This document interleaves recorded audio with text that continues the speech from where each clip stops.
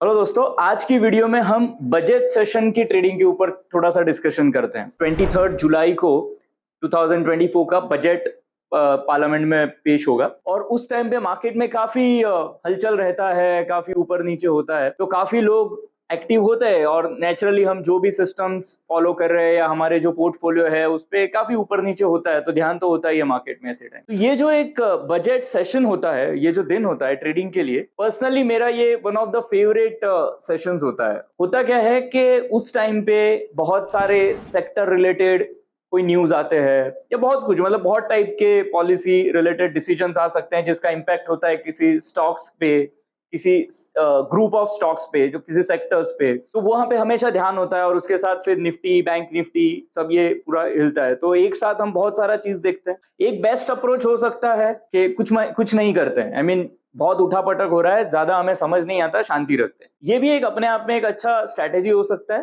तो जो लोग वो प्रेफर करते हैं वो भी कंप्लीटली ओके है, और ये कभी कभी सेंसिबल भी है। अगर आप ज्यादा एक्टिवली पार्टिसिपेट नहीं कर सकते हो या उतना ट्रेडिंग का नहीं है प्रेफरेंस, तो भी ठीक है, that is one preferable strategy. ज्यादातर लोग फिर करते क्या है, न्यूज देखते हो, आप टीवी पे देखो या आजकल तो बहुत सारे नोटिफिकेशंस भी आएंगे कि ये न्यूज आया है, ये अनाउंसमेंट हुआ है, इमीडिएटली एनालिसिस करके अभी तो वो भी लिख के आ जाएगा कि ये इस सेक्टर के लिए अच्छा है, इन स्टॉक्स के लिए अच्छा है। अब इसमें प्रॉब्लम क्या है कि किसी एक सेक्टर के लिए अच्छा न्यूज आया, थोड़े टाइम के बाद किसी दूसरे सेक्टर के लिए आया, मार्केट के लिए कोई खराब न्यूज आया, तो सडनली मार्केट फिर वहां से टैंक करेगा।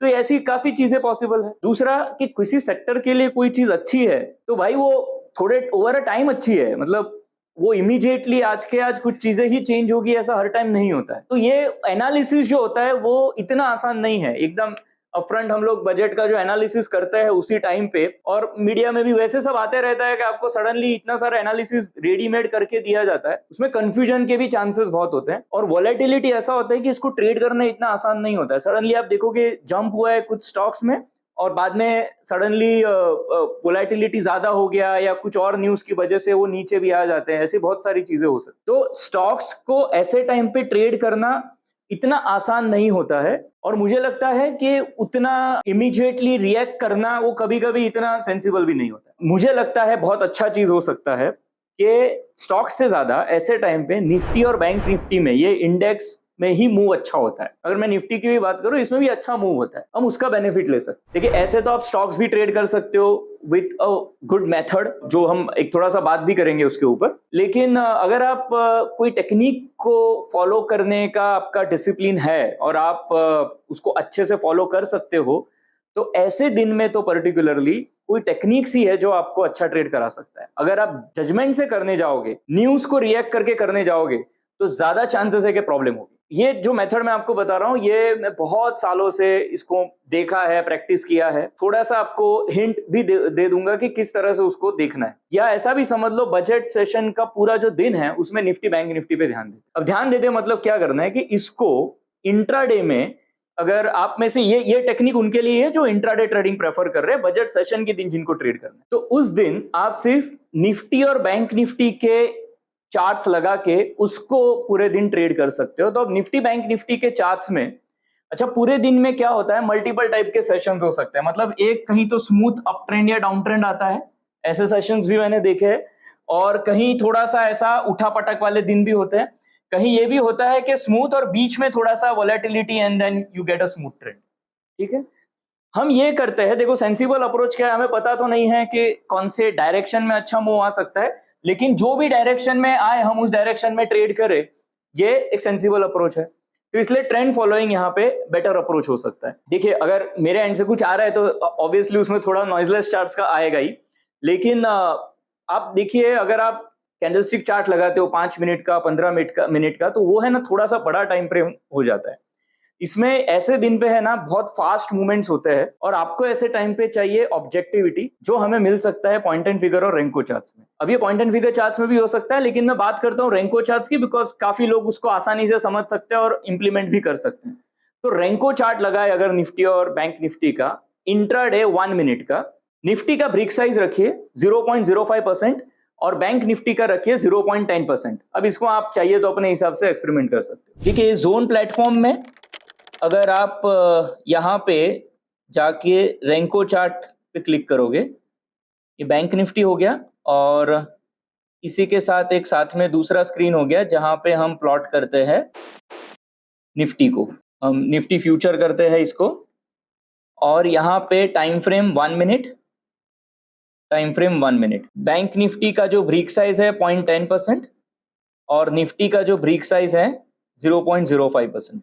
अब इसमें आप कोई भी एक इंडिकेटर लगा सकते हो ट्रेंड फिल्ट्रेशन के लिए, मूविंग एवरेज। मैं अगर कोई रेकमेंड करूं आप डी स्मार्ट लगा लीजिए और पीरियड इसका रखिए 40 की जगह 20। तो ये रेकमेंडेड सेटिंग है, इसमें आप अपने हिसाब से ट्विक कर सकते हो। ब्रिक साइज चेंज करना है, डी स्मार्ट में कुछ चेंज करना है, कोई और मूविंग एवरेज या सुपर ट्रेंड या कोई और इंडिकेटर लगाना है, मस्त इंडिकेटर, ये सब आप कर सकते हो।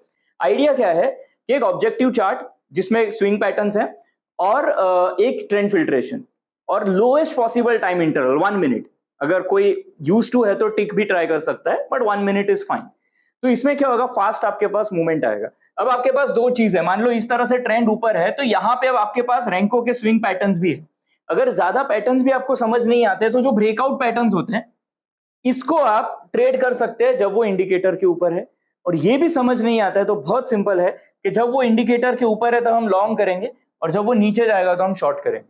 तो ऐसे यार स्टॉप एंड रिवर्स मेथड हो सकता है। ये उन लोगों के लिए ज्यादा बेटर है जो ट्रेडिंग थोड़ा सा जानते हैं और ऐसे यार मेथड को हैंडल कर सकते हैं।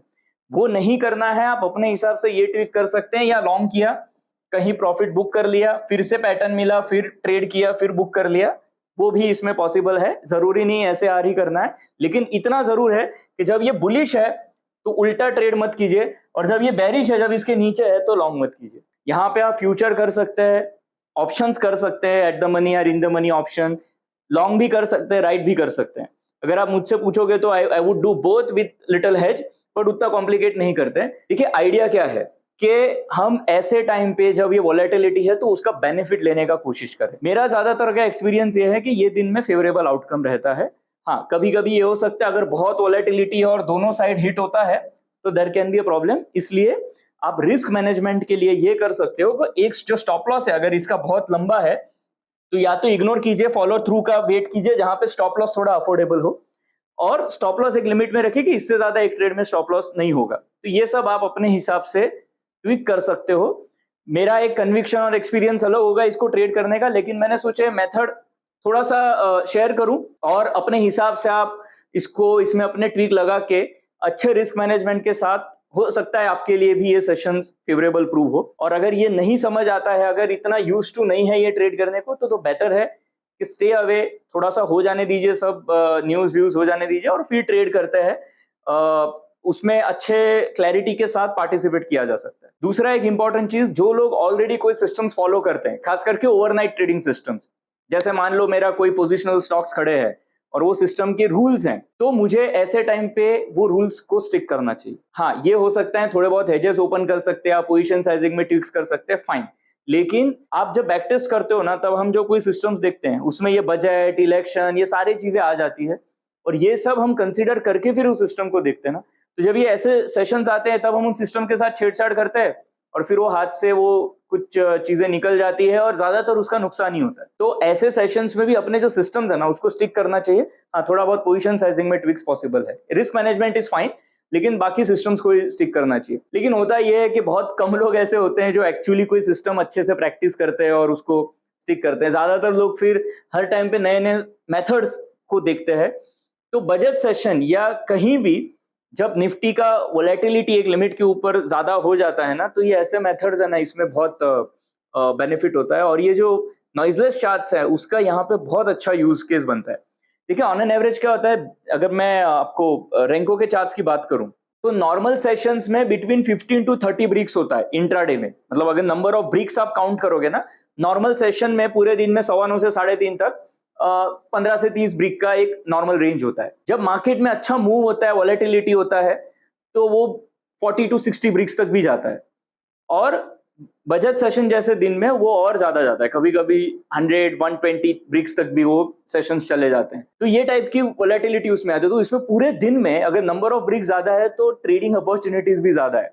आई would look at it from that perspective. तो same way point and figure charts में नॉर्मली बिटवीन 5 to 8 कॉलम्स का एक दिन होता है, कभी कभी तो 2-3 कॉलम के भी दिन होते हैं। अगर आप देख रहे हो P&F charts, Nifty bank Nifty में भी कभी कभी ऐसे दिन भी होते हैं। ऐसे सेशंस में बिटवीन 15 to 25 कॉलम्स तक भी इतना ऊपर नीचे होता है, और ये ऐसे सेशंस का बहुत बड़ा आउटकम होता है। अगर आप मुझसे पूछोगे from a objective traders perspective, मतलब जो मूव्स आपको 2-3 महीने में मिलते हैं वो एक दिन में मिलते हैं, ऐसे दिन वो जब होते हैं। जो भी सिस्टम करो, अगर ऐसे दिन को एक सिस्टम और मेथड से हैंडल करोगे ना, तो अच्छा आउटकम पॉसिबल है, नहीं तो तकलीफ होने के चांसेस ज्यादा है ना। ये मैंने जस्ट एक ब्रीफ में एक वीडियो रिकॉर्ड किया अपना एक्सपीरियंस शेयर करने के लिए। होपफुली आपको ये थोड़ा इन्फॉर्मेटिव लगा होगा। All the best for the budget session. Thank you for your time.